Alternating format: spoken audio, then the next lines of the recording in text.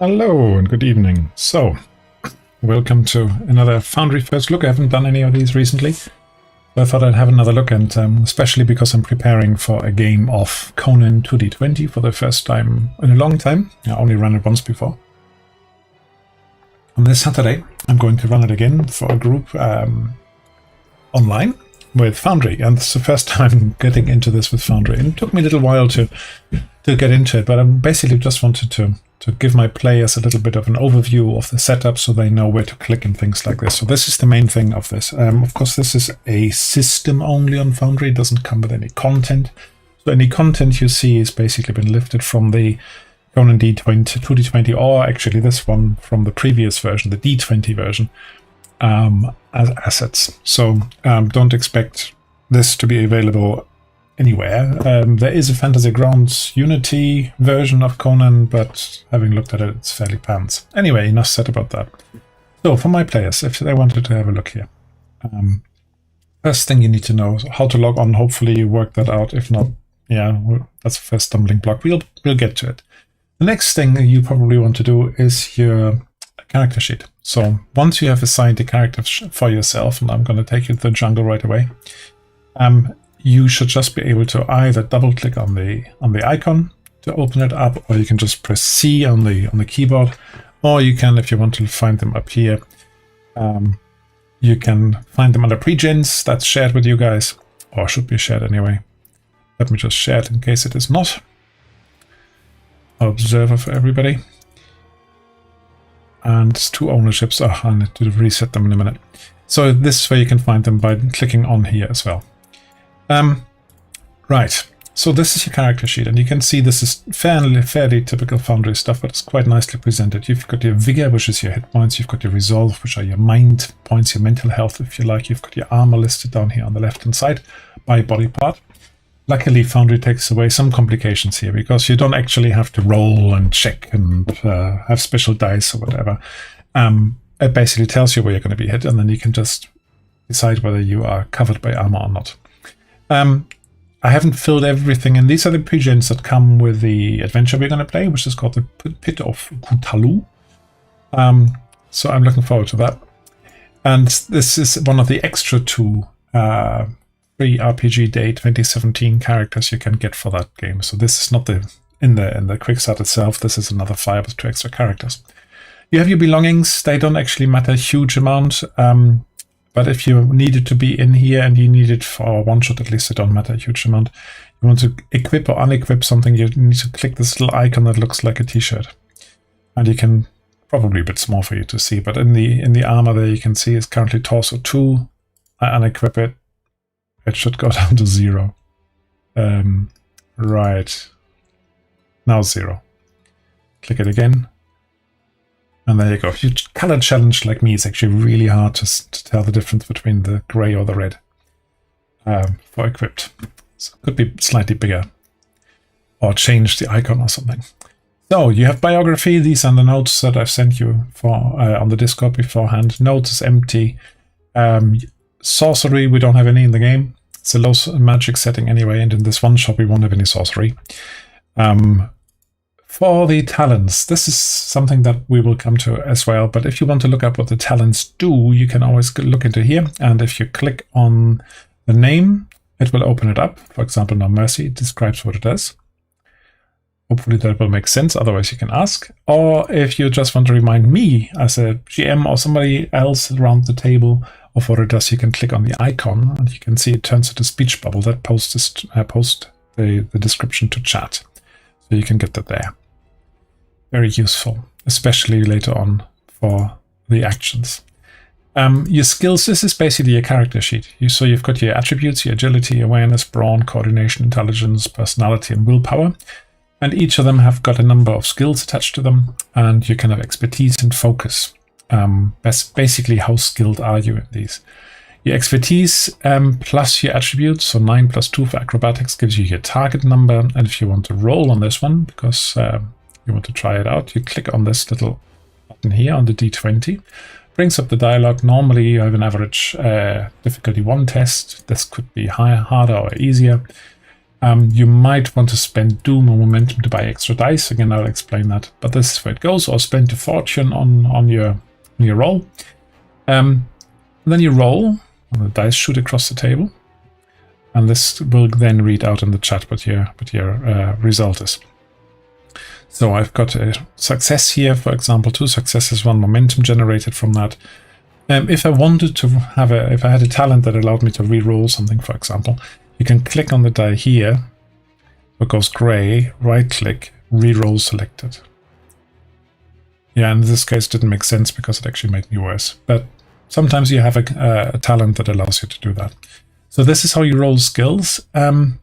If you click on the name is the same as clicking on the die. So yeah, that's pretty much the same. But try to not adjust the other values here by mistake. Yeah, which can happen if you just have your mouse over them and you go mouse wheel up or down. It can change it. I wish they had a lock here to put it into edit mode or play mode. Right. While I'm here, actions. So this is basically what will drive a lot of your stuff. A lot of this down here you will not need. It's just for reference. So the standard actions, if you wanted to know how to do withdraw maneuver, for example, you can click on it and you've got a reference there. But we won't often need this. This is probably what you'll need most, your attacks up here. So if you click on the name, it will expand it. I will show you the description of the attack. I will show you the qualities of the weapon down here, unbalanced and parrying. And if you hover over some of the qualities, you get a mouse over explanation of what that actually means. I don't think the mouse over actually shows on the stream, but you can get it. If you go to the, instead of clicking on the name, if you click on the icon, post this to the chat, and you've got your 2 action buttons. So, for example, I've given myself a couple of momentum down there. So if I go to attack, and I say I want to spend an extra momentum now on getting an extra d20 to roll on this one, you will see momentum counter goes down 1, I get an extra bonus die, and I needed it. It's 2 successes. And now I generated 1 momentum again, and that means I can actually, when I roll damage now, yeah, I can just sort of say roll damage. They're a bit hard to read, but they're easy to read over here. I can spend that 1 momentum on an extra damage as well, so that would take it from 9 to 10 damage. Not on an extra damage die, just on an extra damage. Now, if you see this phoenix here, that means that's a success. So it gives you 1 damage and an effect. Whereas some of the others here, the 2 just gives you 2 damage. So this 10 damage is actually quite good. It's quite a strike. You can also see in the chat card, again, it's a bit small maybe, but base 5 for the sword damage. The 3 attribute comes from her being very, very strong. It better, because otherwise I wouldn't be able to explain it. Let's have a look at the brawn. Brawn 12. Okay. Not good enough? Hopefully it is. Hopefully that makes sense. I don't know the rules for character creation inside out yet, but all of this should be automatically generated in the background. So that's the character sheet. The next thing you probably want to know, let me look at my list. Oh yeah, the qualities. If you are unsure about the qualities of the weapon, so this one only has parrying, but some other weapons might be vicious, or they might be, let's have a look. What's this spear? Piercing. It's got the piercing quality. Again, you can mouse over, but if you find that a bit hard to see, I've created a journal in here for you. This is the version 10, so you can see all the journal pages are like in a big book. I created a variety of overviews here for you. So test difficulty, how does that work? Rounds and actions order, how does that work? So you can always go back to that. Summary of actions, what you can do. But what I was going to talk about was qualities. So if you go right down here, I've got an overview of the qualities that are in this scenario. And I've got a full list from the core book. So that will tell you what they mean. So for example, vicious. Yeah, an attack with this quality inflicts additional damage for each effect roll. So if your weapon has a vicious 1 and you roll it, and for example, the broadsword had it, if it had it for 3 effects, I would get 3 extra damage. As far as I can tell, they're not automatically calculated in.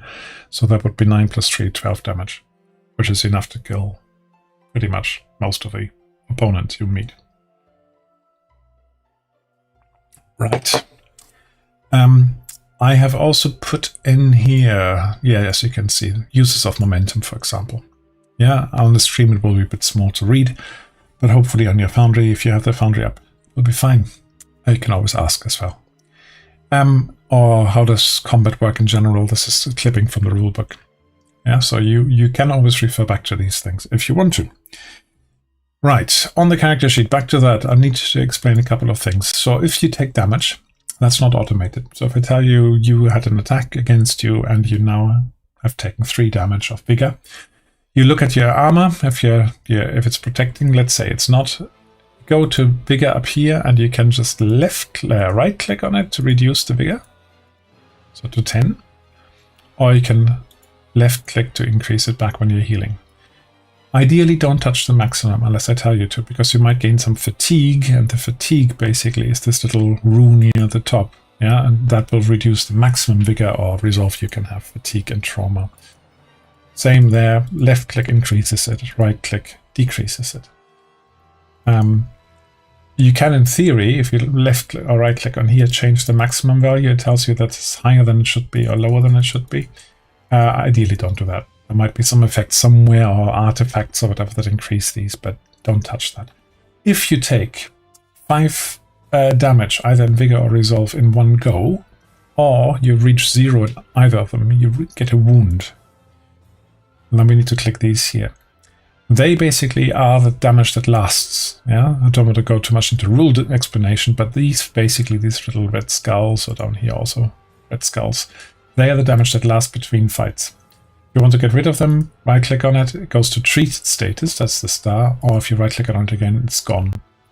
So normally within the scenario you wouldn't be able to treat it and be rid of it, but you might be able to treat it, which just means some of the negative effects go away. Again, we'll explain that when we get to it.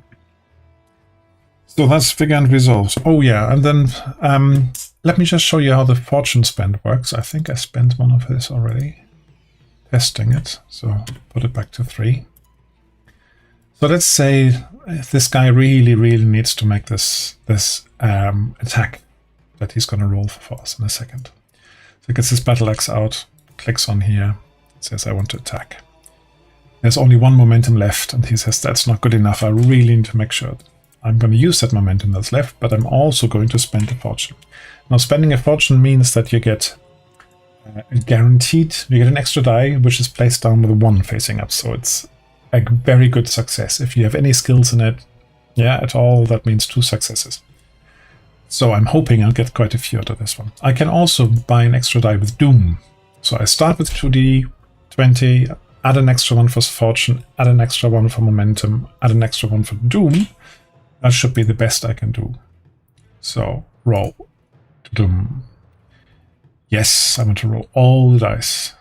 Why is it only 4? Because one of them is already counted as an automatic 1, so they don't roll it. So that gives me 5 successes here. And a complication, of course, a complication. And 4 momentum.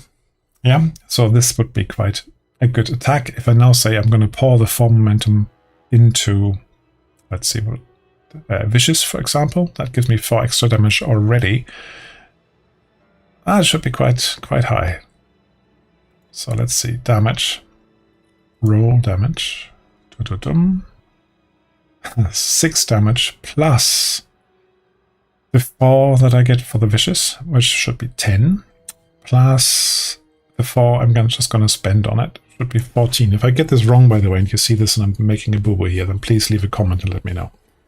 I've got a bit of time before I start playing it. So, that's how you can spend a fortune point. There are various other things you can spend fortune on. Again, there's an entry here in your little help guide for it. Just need to find it, fortune. So you can spend it for bonus die. You can spend it for bonus action. Yeah, perform an additional standard action during your turn. You can recover lost vigor and resolve. You can overcome weaknesses, like wounds or trauma effect, for 1 scene. Or you can make story changes. So you start with 3. You can even earn some in the game, so make sure you use those. Right. What else can I show you or do to you? Let me just get this guy back to 3. Oh, he doesn't speak any languages. He probably should. Where does he come from? Sumerian, and everybody speaks Aquilonian. And I need to actually change that on the template actor. Right, any questions?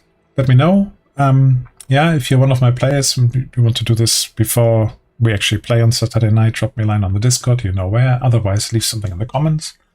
If you want me to look at a bit deeper into what I've set up, like from a GM perspective, let me know. I might have just migrated this from a version 9 installation to V10. I had to change it a little bit. And if you look carefully, oh, that's something I should explain as well.